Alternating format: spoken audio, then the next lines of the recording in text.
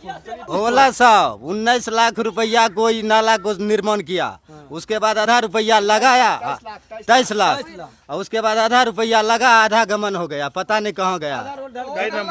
Ward 6 number ward में जनता को चाहिए कि 5 करोड़ के हिसाब लेना चाहिए। जनता लेवे नहीं करता है, मुखिया देवे नहीं करता है। कैसे गया कितना कोई बोले ना कि चोरी छुपे वाला बात आपको कोई ओपन नहीं कर सकता। नमस्कार, मैं हूं अंकित अमन और आप देख रहे हैं बीटी न्यूज बिहार। अभी हम हैं एक खास कार्यक्रम पंचायत की बात में, जहां पे बथौली पंचायत से बरौनी प्रखंड के अंदर बथौली पंचायत पड़ती है। वहां के एक मुखिया प्रत्याशी हैं सुनीता कुमारी जी, और उनके पति हैं, मुखिया पति हैं अरुण कुमार शर्मा जी, जो कि हमारे साथ हैं। हम इनसे जानते हैं पंचायत की बात। हमारे बीटी न्यूज बिहार के आज स्टूडियो में आमंत्रित हैं दोनों दंपति। काफी अच्छे लगे हमें उम्मीदवार, शिक्षित हैं, अच्छे वक्ता हैं, अच्छी सोच को लेकर आए हैं, पंचायत को एक नई दिशा देना चाहते हैं। इनका विजन बहुत ही यूनिक लगा हमें, तो हमने पंचायत की बात करने के लिए आज अपने खास क्रम पंचायत की बात में हम इन दोनों दंपतियों को आमंत्रित किए और हम जरा इनसे जानते हैं। और सुनीता कुमारी हैं, इनका जो चुनाव चिन्ह है काठगाड़ी है और क्रमांक संख्या 11 पे है। और अरुण कुमार शर्मा जी हैं, जरा हम उनसे बात करते हैं कि विभिन्न मुद्दों पर पंचायत के लिए एक नया विजन लेके आए हैं, युवाओं के लिए एक नया अवसर लेके आए हैं, एक यूनिक आइडेंटिटी के साथ आए हैं। तो हम जरा इनसे विस्तार में जानते हैं कि अरुण जी, बहुत बहुत स्वागत है आपका बीटी न्यूज बिहार के स्टूडियो में और हमारे कार्यक्रम पंचायत की बात में। आपको धन्यवाद। आपने मुझे अपने स्टूडियो में आमंत्रित किया, इसके लिए आपका बहुत बहुत धन्यवाद। आपसे हम जरा जानना चाहेंगे, सर्वप्रथम पंचायत का कुछ मूल विकास का रीड होता है, जो कि मूलतः 2 मुद्दों पर आधारित होता है। सबसे पहले स्वास्थ्य आता है, फिर शिक्षा आती है। और शिक्षा स्वास्थ्य दोनों एक दूसरे का एक पहलू रहता है, एक ही सिक्के के 2 पहलू हैं कि स्वास्थ्य भी हमारे पंचायत के लिए बहुत अहम मुद्दा होता है, क्योंकि ग्रामीण इलाका होता है, देहाती इलाका होता है, जहां पर अच्छे स्वास्थ्य सेवा का होना, मुहैया होना त्वरित रूप में, आपातकालीन रूप में बहुत जरूरी होता है। दूसरा चीज है, अच्छा शिक्षा होगा, रोजगार युवा स्वयं ढूंढ लेंगे, उनका अधिकार खुद मांग लेंगे, पंचायत तो यही विकास के राह पर चल निकलेगा।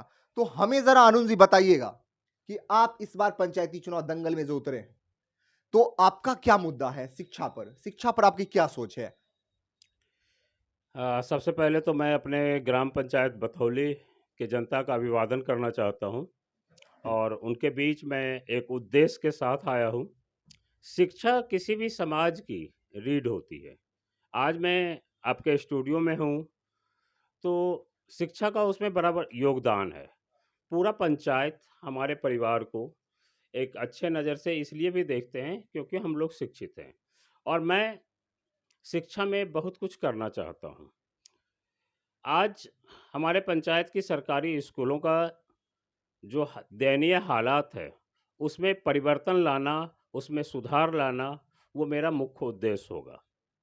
इसके साथ हम अपने समाज के बच्चों के लिए कुछ विशेष रूप से करना चाहते हैं।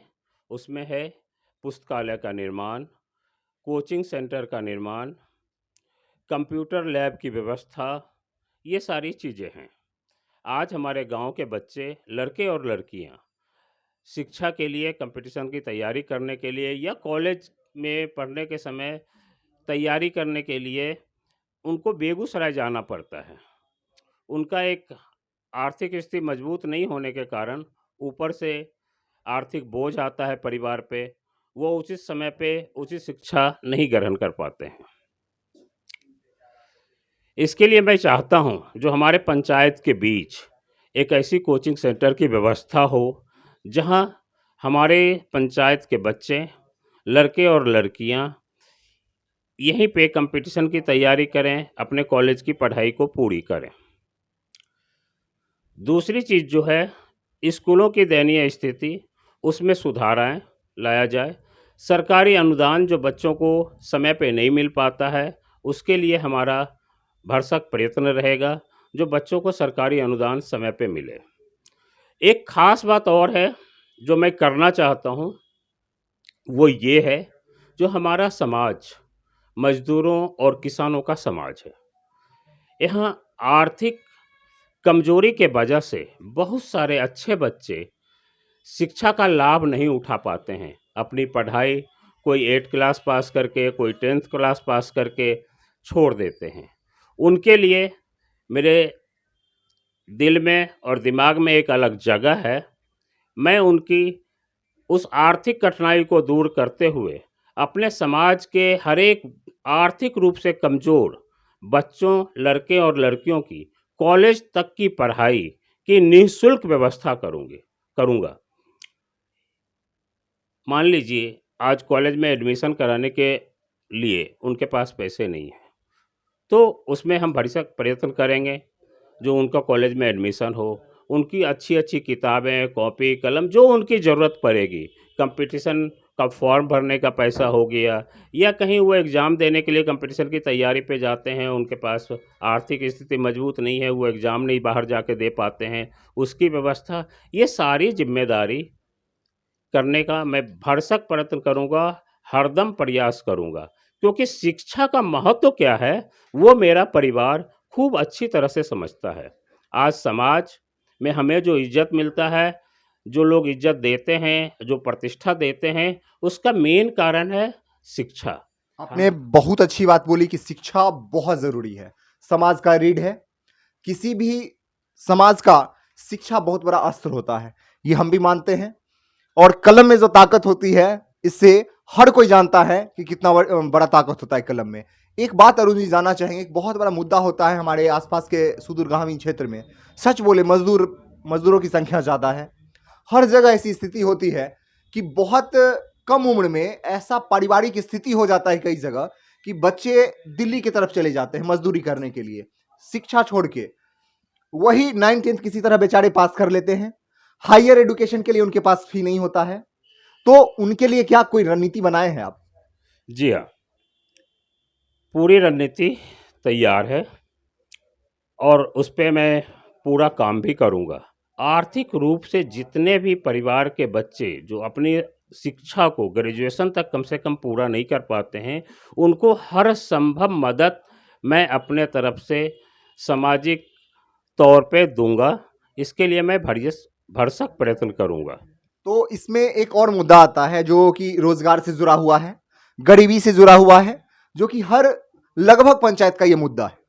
तो इसमें हम ये जानना चाहेंगे कि जैसे आप उनके लिए तो शिक्षा का व्यवस्था करवा देते हैं जी, तो कई बार इसमें एक रोजगार का भी मुद्दा आता है कि उनके घर में पैसे भी तो जाने चाहिए, क्योंकि कहीं ना कहीं पैसे की तंगी के कारण, रोजगार की कमी के कारण उनके घर में गरीबी है, जिसके कारण उनको शिक्षा छोड़कर हमारे यहाँ रोजगार का बहुत कम अवसर है। तो इसमें एक मुद्दा और आता है रोजगार का। तो जरा हमको ये बताइएगा कि रोजगार के लिए आपकी क्या रणनीति है, जो अगर जनता आपको चुनती है तो आपका ये होगा रणनीति रोजगार के लिए?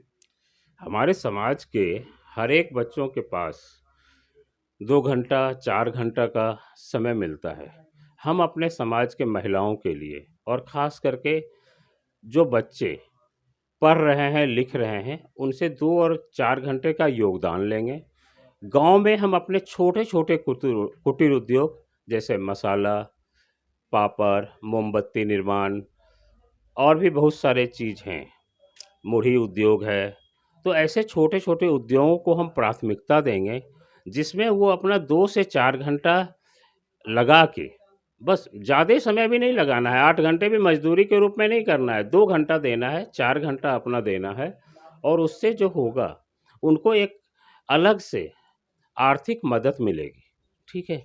और शिक्षा में जो उनका खर्च होगा, उसका सारा व्यय, सारा खर्चा उनका मैं एक ऐसा कोर्स बनाऊंगा, अगर मैं मुखिया बनता हूं तो एक ऐसा अपना मुखिया का कोर्स बनाऊंगा, जिससे उसको प्रधानता देके उनकी आर्थिक मदद, हर संभव मदद की जाएगी। अच्छा, तो ये मॉडल तो बहुत अच्छा है, पर आप भी जानते हैं कि एक मुखिया तो पंचायत के नेतृत्वकर्ता होते हैं, पर कुछ अधिकार उनका भी सीमित होता है, क्योंकि फिर सांसद हैं, विधायक हैं, हर तरह की बात है।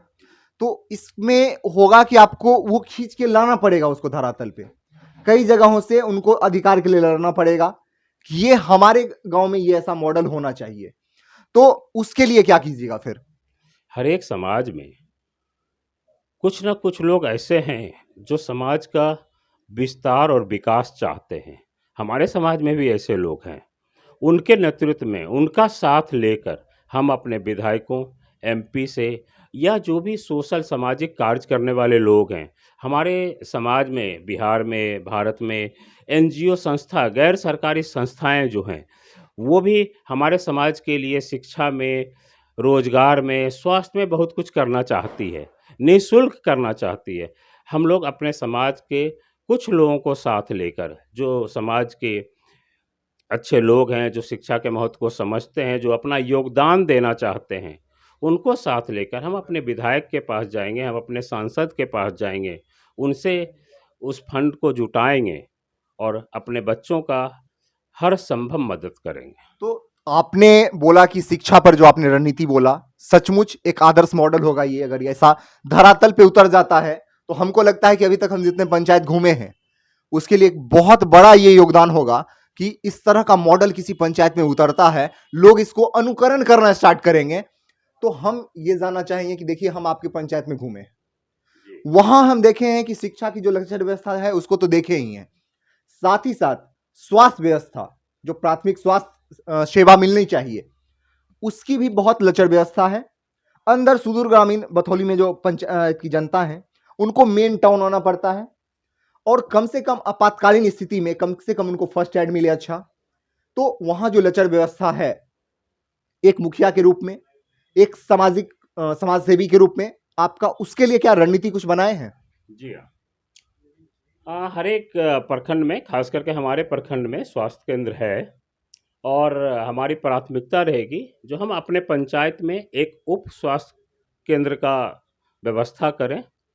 हम अपने पंचायत में एक उप स्वास्थ्य केंद्र की व्यवस्था करें और फर्स्ट एड की जो सुविधा होती है, कोई दुर्घटना हो गया, कोई बात हो गई, हमारे गरीब मजदूर भाई जो बेगूसराय नहीं जा पाते हैं, बुखार आ गया, जो छोटी छोटी बीमारियां हैं, सबसे पहले वहाँ पे उनको निःशुल्क मिलती है। सरकार पूर्ण रूप से, हमारी सरकार, बिहार सरकार या भारत सरकार पूर्ण रूप से स्वास्थ्य पे जोर दे रही है। सारी व्यवस्था है सरकार के पास, हमें सिर्फ उसको अपने क्षेत्र में लाना है। साथ में जिस एनजीओ की मैं बात कर रहा हूँ, एनजीओ का भी आधार स्वास्थ्य पे बहुत सारा काम है जो एनजीओ करना चाहती है। शिक्षित होने के नाते मुझे मालूम है, मैं आज इस 50 साल की उम्र में भी कुछ पढ़ता हूँ, तो मुझे मालूम है जो कहाँ से मैं स्वास्थ्य में हेल्प ले सकता हूँ, सरकार के स्वास्थ्य मंत्री से या अपने सदर हॉस्पिटल के जो निर्देशक हैं उनसे हम तालमेल बिठा के हम अपने पंचायत में स्वास्थ्य के लिए बहुत कुछ करना चाहते हैं। तो ये हो गई बात स्वास्थ्य की, शिक्षा की, इन चीजों पर हम बात किए। आपने रोजगार पर भी एक बहुत जोरदार मॉडल रखा, तो इन बातों से हम एग्री करते हैं। एक चीज और मुद्दा है, हमारी सरकार भी स्वच्छ भारत मिशन, आप जानते होंगे, इस पर बहुत ज्यादा जोर देती है और हम भी चाहते हैं कि हर पंचायत स्वच्छ बने, वहां की जनता कभी इन्फेक्टेड बीमारियों से ना ग्रसित हो, पीने को स्वच्छ जल मिले। क्या इसके लिए कोई विजन है कि अपने पंचायत को कैसे स्वच्छ, साफ सुथरा, एकदम की कोई पंचायत घुसे तो उसका मन प्रसन्न हो जाए कि अरे पंचायत हो? तो ऐसा कुछ है आपके लिए, बथौली के लिए? जी हाँ, मैं बथौली के जनता को, बथौली पंचायत की जनता को आश्वासन देना चाहता हूँ, विश्वास दिलाना चाहता हूँ। मेरा सड़क पे एमपी एमएलए जी से अनुरोध करके मैं अपने बथौली ढाला से लेके सुल्तानपुर की सड़कों का तक का पुनर्निर्माण कराऊंगा। और एक चीज़ मैं बताना चाहता हूँ आपके माध्यम से, अपने पंचायत को मैं एक आदर्श पंचायत बनाना चाहता हूँ। आप मेरे पंचायत में जब आएंगे देखेंगे रोड के बगल में एक जगह छूटा हुआ है जिसका नाम होता है फुटपाथ, उस पर कोई आदमी ध्यान नहीं देता है। तो हमारा ये ध्यान रहेगा, रोड और नाली के बीच में जो हमारा फुटपाथ का जगह है 2 से 3 फुट का, वो फुटपाथ बने, सही में फुटपाथ बने, और उसके लिए उस पर सोलिंग का कार्य हो, ईटा का सोलिंग हो, जिससे सुंदरता निखर के आवे।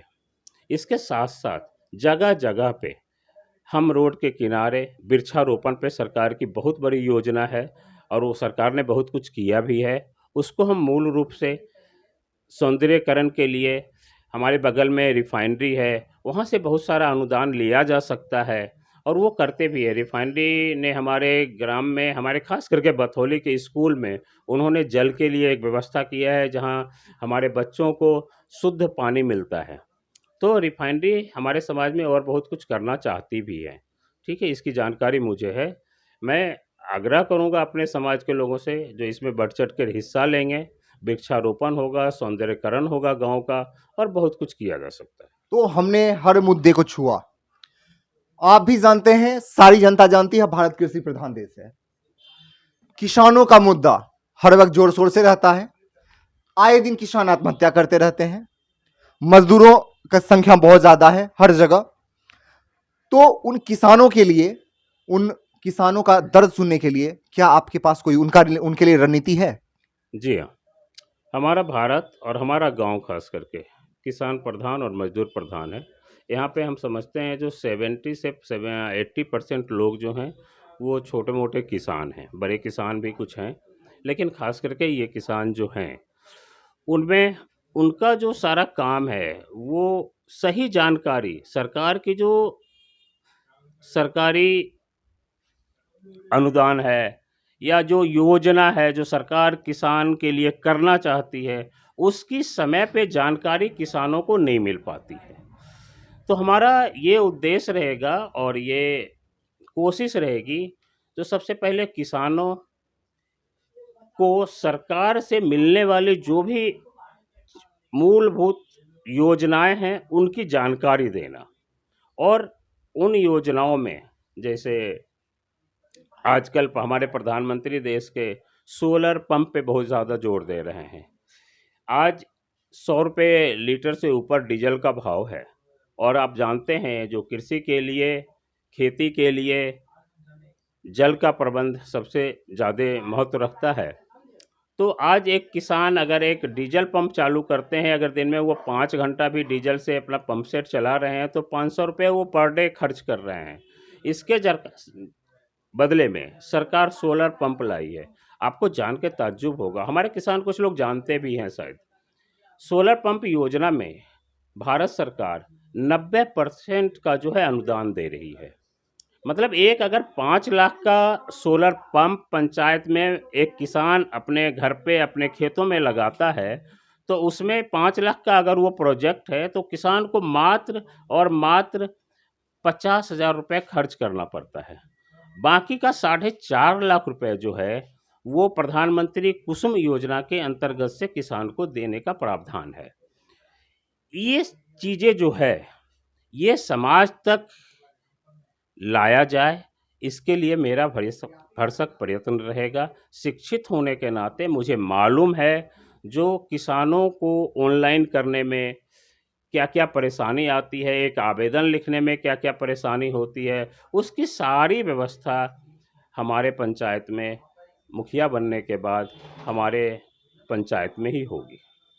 तो आपने विस्तार से हमें हर मुद्दों पर, सारे मुद्दों को आपने छू दिया।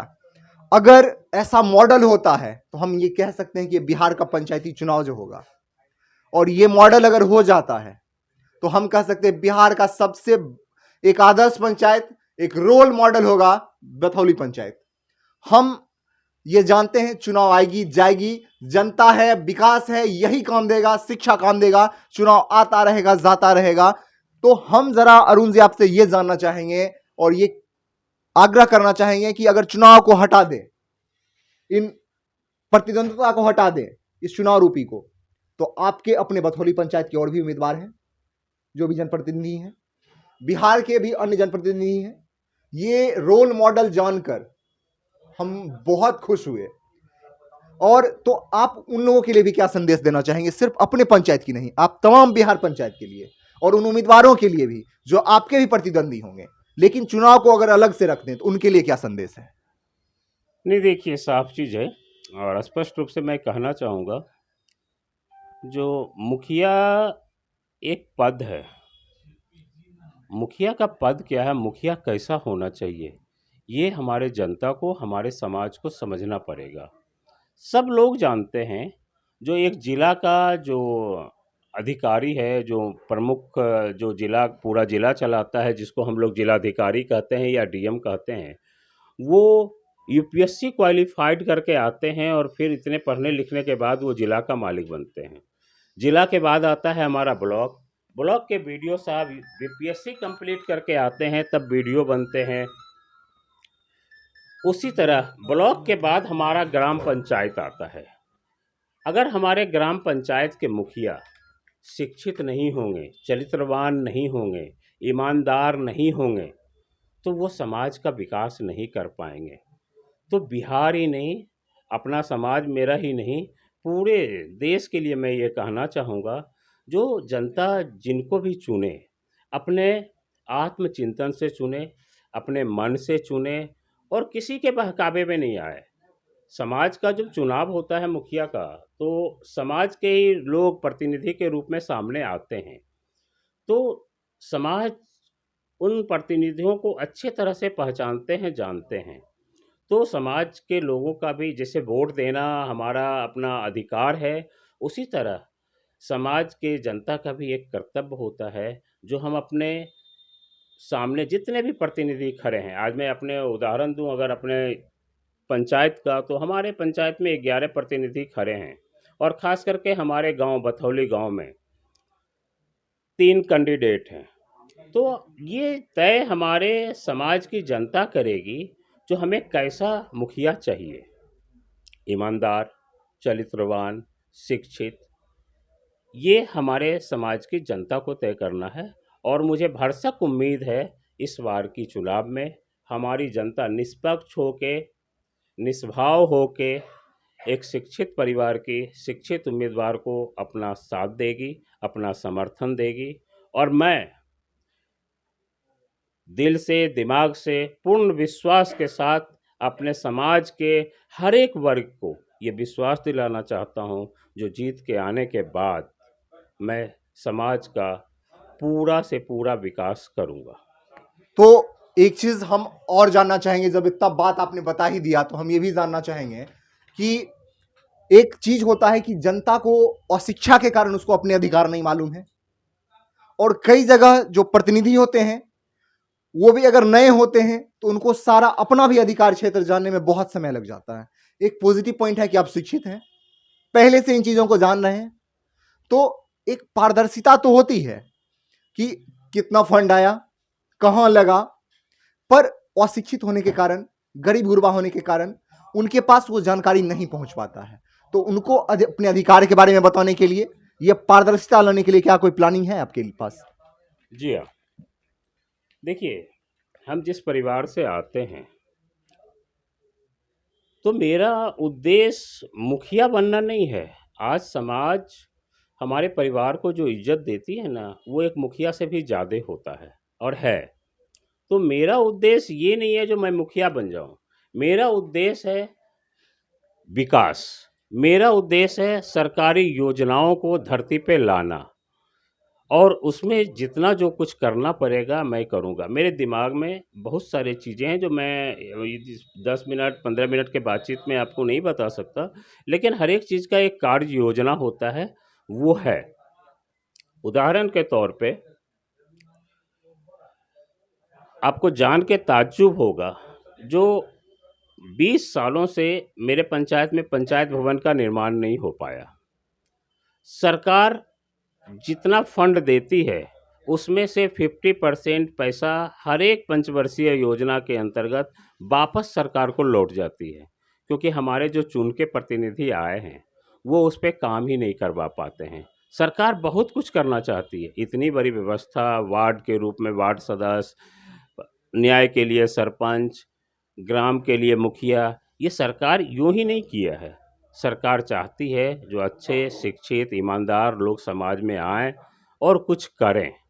तो मैं सरकार के सारी योजनाओं को ईमानदारी पूर्वक अपने समाज में लाने का कार्य करूंगा। अंत में हम बस इतना ही कहना चाहेंगे, अरुण जी, जो आपने बताया, तो खास करके मैं यहाँ पे थोड़ा सा ये कह रहा हूँ कि मैं पक्षपात नहीं कर रहा हूँ, ये मॉडल सुन के इन्होंने मेरा दिल जीत लिया है।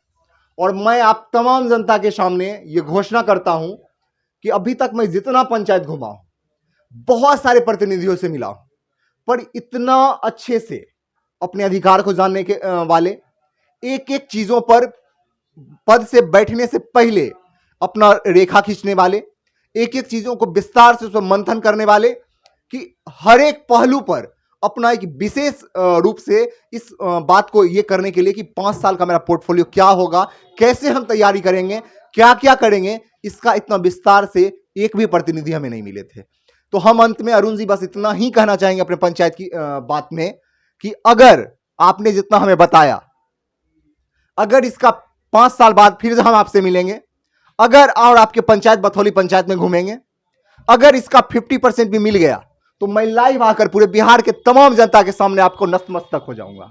अंत में मैं बस इतना ही कहना चाहूंगा। अंत में बस आप अपने पंचायत की जनता को अपना चुनाव चिन्ह, क्रमांक संख्या ये बता दें।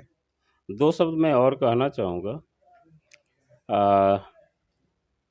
चुनाव चिन्ह जो मेरा है वो काठगाड़ी है, सुनीता कुमारी, मुखिया प्रत्याशी, क्रमांक नंबर 11। जनता से अनुरोध है वो अपना भरपूर समर्थन दें और समाज में मुझे कुछ करने का मौका दें, अवसर दें। मैं उनको विश्वास दिलाता हूँ, ये रिकॉर्डेड वीडियो है, मैंने इसमें जो कुछ भी कहा है ये हमारे पंचायत के सारे लोग अपने मोबाइल पे या जिस भी माध्यम से जानना चाहें उसको रखें, और कभी भी इस बारे में हमसे सवाल जवाब आराम से कर सकते हैं। मैं बहुत शांत स्वभाव का व्यक्ति हूँ, सारा समाज जानता है। और मैं आपके एक सवाल का और जवाब देना चाहूँगा, जो आपने कहा था योजनाओं का पैसे का हिसाब। मैं आपको बताना चाहता हूँ, आज मैं अपने प्रचार गाड़ी से जिस तरह से अपने मुखिया पद प्रत्याशी को जिताने के लिए जनता के बीच प्रचार के माध्यम से आया हूँ, ये प्रचार गाड़ी सिर्फ आज तक नहीं चलेगी। सरकार की जितनी योजनाएं आएगी, जितनी सारी बातें होगी, ये प्रचार गाड़ी सदा महीने में कम से कम 5 दिन तो अपने पंचायत में घूमेगी। ये 5 साल तक चलेगा। ये गाड़ी प्रचार की नहीं है, ये विकास की रथ है जो 5 सालों तक निश्चित रूप से चलेगा। जनता का पैसा होता है, सरकार जो देती है वो जनता के लिए देती है, जनता के विकास के लिए देती है। सरकारी बहुत सारी योजनाएं जो मनरेगा के माध्यम से है, मनरेगा में बहुत सारे लोगों का जॉब कार्ड नहीं मिला, हमारे समाज में बहुत लोगों को इंदिरा आवास का अभाव है, बहुत सारे ऐसे घर हैं जो आज भी सड़कों से नहीं जुड़ पाए हैं, जल निकासी की समस्या है, बहुत सारा ऐसा काम पूर्व प्रतिनिधियों ने किया है जो पैसों की बर्बादी के सिवा और कुछ नहीं है, उसमें सुधार लाना है। ठीक है, मैं अपने पंचायत को एक आदर्श पंचायत के रूप में बनाना चाहता हूँ। मैं अपने पंचायत के युवाओं को साथ लेकर चलना चाहता हूँ, युवाओं को भविष्य बनाना चाहता हूँ और उनका सहयोग भी चाहता हूँ। युवा समाज की रीढ़ होते हैं, आगे की सामाजिक जिम्मेदारी उन्हीं युवाओं पे होती है। तो मैं उनसे अनुरोध करता हूँ, अपील करता हूँ, एक बार वो शिक्षा का साथ दें, विकास का साथ दें और सोच में सोच, अच्छी सोचों के साथ समाज का विकास करें। आप तमाम बिहार वासियों का पंचायत की बात कार्यक्रम में बहुत बहुत आप लोगों का ये हम अभिनंदन करना चाहेंगे अंत में, और कि इस तरह से आपको बिहार के पंचायत में जितने भी प्रतिभा छुपे हुए हैं, जिन्हें लोग जान नहीं पा रहे हैं, कि एक मॉडल होना चाहिए कि लोग भी जाने कि मेरे पंचायत के विकास प्रतिनिधित्व करता ऐसे हों, ऐसे से कोहिनूर को ढूंढकर आपके सामने प्रस्तुत करता रहूंगा पंचायत।